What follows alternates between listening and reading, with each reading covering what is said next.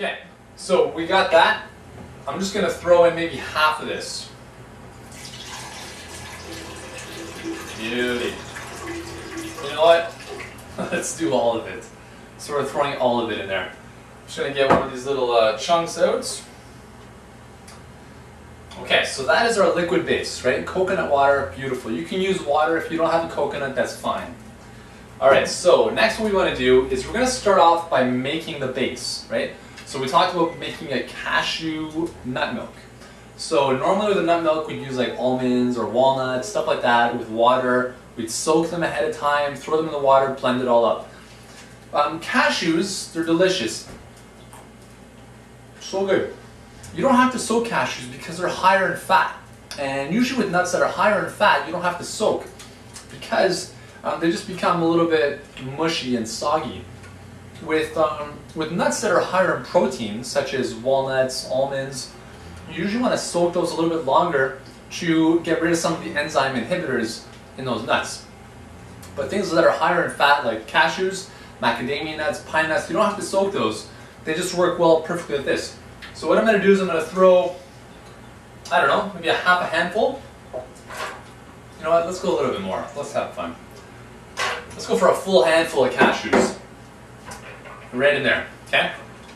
Now, a word of caution here. So what I can do at this stage is I can blend this all up together, or I can leave it as such and add my other ingredients in. If you have a Vitamix, don't worry about, you know, doing the nut milk and then adding stuff in. The Vitamix will take care of everything together. If you have a weaker blender, you may want to start off by forming the milk by itself and then adding the ingredients afterwards.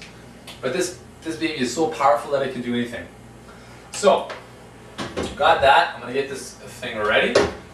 Coconut water, cashews to start with. Next, I'm going to take one of my organic bananas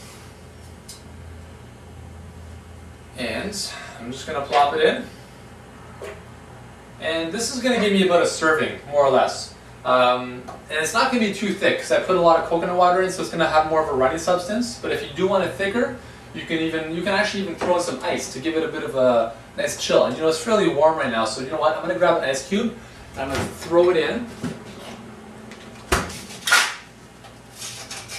just to kind of give me a bit of a chill.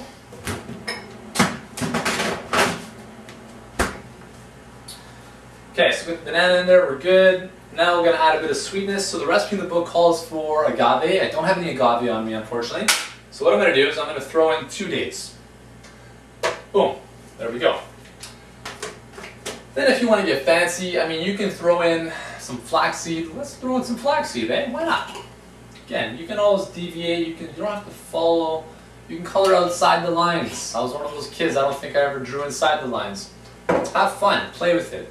So we got everything we need, I believe. I'm just going to double check the recipe.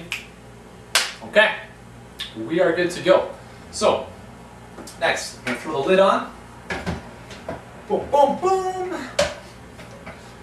Power's good. Boom. All right, cover your ears. Might be a little loud.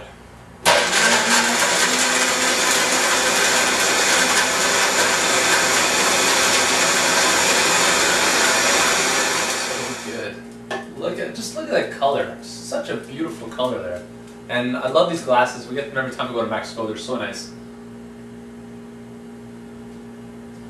Oh man. Okay. Okay, I'm not just saying this, but this is by far one of the best smoothies I've ever tasted. This is so good. Wow. So, if you use the coconut water and the cashews, the richness of the flavor just, oh, it's so good.